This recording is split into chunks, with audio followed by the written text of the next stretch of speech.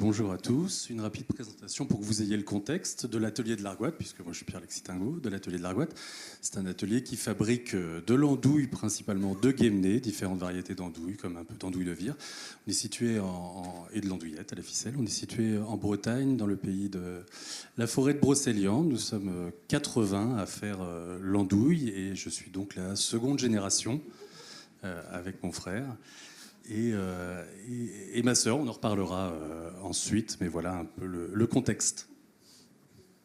Donc moi, Antoine Dutertre, du groupe de Broisse. Donc société familiale aussi, que je dirige avec mes deux frères. On a repris derrière notre père en 2012, qui lui-même avait racheté la société à monsieur de Broisse en 97. Et aujourd'hui, on est 180 salariés. Et alors, justement, par rapport à votre expérience de reprise, quand la question s'est posée, en fait, comment ça s'est passé concrètement pour vous? Est-ce que déjà, il y avait une idée que ça allait être difficile d'opérer une transmission, ou est-ce qu'il y avait déjà des envies de transmission et que ça a été difficile de la faire parce qu'il y a plein de questions qui se posent à ce moment-là? Donc un peu, voilà, le déroulé finalement dans ces transmissions-là, quels ont été les principaux défis que vous avez pu rencontrer, s'il y en a eu? Alors, je dirais que pour Antoine comme pour moi, on est sur un type de transmission particulier, puisqu'on parle là vraiment de transmission familiale via un dispositif dont vous avez certainement quasiment tous entendu parler, qui s'appelle le pacte Dutreil, et qui va aider un entrepreneur à transmettre donc à ses enfants, sous réserve qu'il s'implique dans le projet. C'est une dimension très importante, parce que, avant de rentrer dans d'autres types de détails, il va falloir que la fratrie ou la sœurie ou le mélange, moi j'ai un frère et une sœur, et bien qu'on anticipe même presque avant de rentrer dans la signature de ce pacte Dutreil, de discuter ensemble entre frères et sœurs de la vision qu'on a de notre avenir, la volonté, le degré d'implication qu'on va y mettre. Puisqu'il faut qu'au moins un des trois bénéficiaires de ce pacte, donc récipiendaire d'une partie des actions de l'entreprise, s'implique dans un rôle de direction dans l'atelier. Donc au moins un. Possiblement plus, comme c'est le cas chez vous. Nous, on est deux. Ma sœur a suivi un autre chemin. Elle reste actionnaire. Et donc il y a cette dimension-là, voilà, déjà intrafamiliale à travailler, d'après moi, en amont pour le succès d'une transmission. Il y a plein d'autres paramètres. Je te laisse. Oui, et je suis tout à fait d'accord avec ce que tu disais. La préparation en amont, c'est clé. Nous, c'est ce qui a un peu fait défaut quand on l'a fait. On a repris avec mes frères au moment où la société n'allait pas bien. Elle avait connu une crise de croissance. Et quand on cherche des gens qui travaillent beaucoup pour pas cher, la famille, ça marche bien. Je pense qu'il y a beaucoup de monde ici qui est au courant. Donc faire bosser ses enfants, ça marche. Donc à ce moment-là, on a mis en place un début de transition. Voilà. Et on s'y est pris effectivement avec le pacte Dutreil, qui implique de s'engager dans une durée de 5 ans, ou c'est ça, à chaque session d'action. Donc nous, on a fait 2 pactes Dutreil consécutifs, parce qu'on n'a pas pu basculer toutes les parts de la société au début, parce qu'on s'était fait accompagner par des banques et le Fonds régional d'investissement qui nous ont aidés à passer le cap difficile. Mais c'est vraiment, ce qu'il faut retenir, c'est plus c'est préparé, moins ça coûte cher et plus c'est facile de le faire après. Voilà. Et justement, alors c'est encore très tôt, parce que je pense que vous avez encore quelques années devant vous avant d'opérer la transmission, mais c'est des choses auxquelles vous pensez déjà, c'est-à-dire que quand vous êtes à la direction de ces groupes, ou en tout cas de ces entreprises-là, est-ce que c'est quelque chose qui, dans le contexte actuel, finalement, vous inquiète, ou est-ce que c'est quelque chose où vous dites, je ne connais pas votre situation personnelle, mais est-ce que vous avez déjà des gens à qui vous pouvez supposer transmettre? Est-ce que c'est des questions que vous posez, ou vous dites j'ai le temps, on verra vraiment quand ça se posera? L'ambiance actuelle ne me stresse pas plus que ça par rapport à ces questions de transmission. pour ce qui me concerne, ça me semble encore un peu tôt comme problématique. Moi, j'ai vécu ce pacte Dutreil comme une chance et aussi comme une responsabilité. Donc forcément, alors nous, l'atelier de l'Argoat, c'est un site de production ancré dans son territoire, appelé-le le Grand, entre Rennes et Pleuhermel. Donc je parle de grande chance, mais aussi d'une grande responsabilité. Il y a évidemment la réflexion à porter sur ce site, sur évidemment nos artisans, les artisans qui y travaillent, leurs familles. Donc il y a une responsabilité vis-à-vis du territoire qui a été, d'ailleurs à l'époque, puisque avant de venir ici, j'ai posé la question au paternel de quels avaient été pourquoi est-ce qu'il en était venu à cette réflexion, à cette envie de faire ce pacte Dutreil, puisque au moment de ce pacte, on était peu impliqués dans l'entreprise. Nous, à ce moment-là, on vivait des carrières professionnelles très différentes. Pour tout vous dire, moi j'étais dans l'industrie en Allemagne, sur des postes d'achat, bref, ça n'avait assez peu à voir. Donc, qu'est-ce qui l'a amené à nous proposer ce projet ? Il y avait l'envie de vivre une aventure familiale.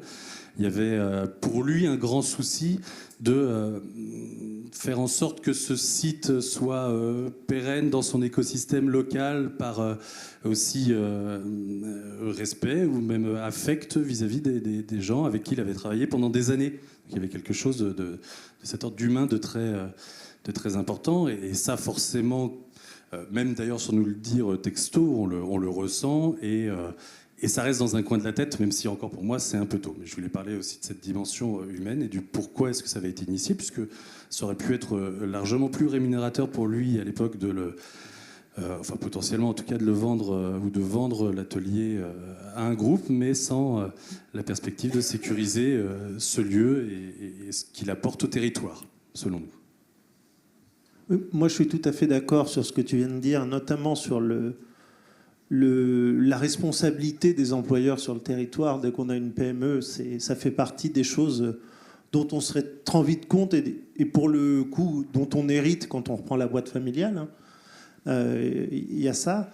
Et pour parler de la transmission à la génération future, pareil, je suis encore un peu jeune pour y penser. Mais c'est vrai que si on veut le pérenniser, les risques que moi j'identifie aujourd'hui, c'est les trop nombreux changements réglementaires. Aujourd'hui, on a besoin de visibilité. Si on veut transmettre, nous concernant, c'est la génération suivante, comme ça s'est fait pour nous. On ne peut pas dire « je veux quelque chose pour mes enfants dont je ne connais pas la moitié des paramètres ». Aujourd'hui, si on n'a pas un moment, un cadre qui tient la route sur la longueur, au moins un peu plus longtemps que nos gouvernements en ce moment, ça serait bien. Parce que ce soit fiscalement, réglementairement, enfin, toutes les normes changent tout le temps, elles s'entrecroisent toutes. Et on a des députés qui nous traitent de tueurs quand on fait de la charcuterie parce qu'on empoisonne les gens. On a les paysans qui sont des pollueurs. Enfin, ça donne pas envie de transmettre ça à ses enfants forcément. Et donc, un peu de clarté, de vision long terme ferait du bien pour les transmissions. Et justement, donc, quand vous avez repris, quand il était sujet pour vous d'opérer cette transmission en reprenant les rênes de l'entreprise, finalement, cette incertitude un petit peu, on va dire, au moins réglementaire, gouvernemental, c'est peut-être un peu plus récent, mais en tout cas, au moins réglementaire, ça a été des questions, des freins, des difficultés, en fait, les questions que vous êtes posées avant, ou vous l'avez découvert au fil de l'eau, puis limite même une fois que vous aviez repris? Moi, je l'ai découvert une fois que j'avais repris, parce que on n'avait qu'une certitude, c'est qu'il fallait qu'on rembourse les banques si on voulait rester chez nous. Donc à l'époque, au moins, ça c'était clair. Et après, le reste, on l'a découvert au fur et à mesure. Donc, non, c'est venu après, et j'ai l'impression que c'est un mouvement qui s'accélère quand même. Et j'ai pas l'impression qu'il y a 15 ou 20 ans, c'était aussi prégnant que ça l'est aujourd'hui, quoi. Et alors, du côté des ateliers de l'Argoat? Du côté de l'atelier de l'Argoat, j'ai l'impression aussi qu'on l'a découvert sur le tas, entre guillemets. Je pense que pour mon père qui qui a longtemps a été des postes de direction, mais en tant que dirigeant salarié, les évolutions de législation, c'était d'une certaine manière rentré dans son logiciel, il y est habitué et on a nous-mêmes découvert au fur et à mesure les choses avec la nécessité de s'adapter en permanence. Le côté lisibilité de l'avenir, moi je le vois plutôt, et notamment j'imagine encore plus peut-être pour les élevages, nous ça nous concerne aussi, mais il y a la volonté de transmettre une entreprise. Encore une fois, on parle là de transmission familiale, donc c'est un cas particulier, mais ça devrait être un des sujets centraux aussi pour les élevages, il n'y a pas de raison. Il y a la question de la lisibilité financière, de la régularité des revenus est évidemment centrale. J'imagine bien, moi, en tant que père, en tout cas, ne me préparer à une transmission que si j'ai confiance dans les 10, 15, 20 ans au moins qui viennent. C'est-à-dire avant d'amener mon fils ou mes enfants à ce métier ou à les encourager à ça. Donc la question de la lisibilité, au moins financière, est cruciale. Et il y a un point qui m'a interpellé dans la présentation qu'a pu faire Christine précédemment, qui était la préparation par le cédant des équipes. C'est, je trouve, alors là on parle un peu de choses, mais un point extrêmement crucial. On a eu, nous, la chance, dans le cadre d'une reprise comme ça, le fait d'arriver avec des équipes, notamment dirigeantes, des cadres, qui étaient en place et là pour longtemps bien légitimés dans leur rôle par le cédant, par mon père, nous a libérés au moment de notre arrivée de toute la pression d'une certaine manière managériale, enfin d'une grande partie de la pression managériale. Voilà. C'est-à-dire que la préparation des équipes vraiment me semble cruciale dans le succès d'une transmission réussie. Oui. Ouais, je suis tout à fait d'accord avec ça. Et je rajouterais que pour moi, on va dire 80% pour donner un chiffre, mais la réussite d'une cession se fait par la volonté du cédant et ce qu'il y engage. S'il a envie de trop garder le contrôle derrière, pour les suivants, c'est quand même compliqué. Et s'il ne l'a pas préparé, les équipes, quand il y a des équipes, c'est compliqué aussi. C'est compliqué pour des employés. Pour mon cas, de m'avoir connu, j'étais haut comme ça, et de me voir arriver le patron. À un moment, si c'est pas préparé, si c'est pas accompagné, et si le travail n'est pas bien fait, nous, notre métier, c'est de faire du saucisson, et c'est presque un métier à part de céder une boîte. Donc il faut se faire accompagner, il faut le faire comme il faut.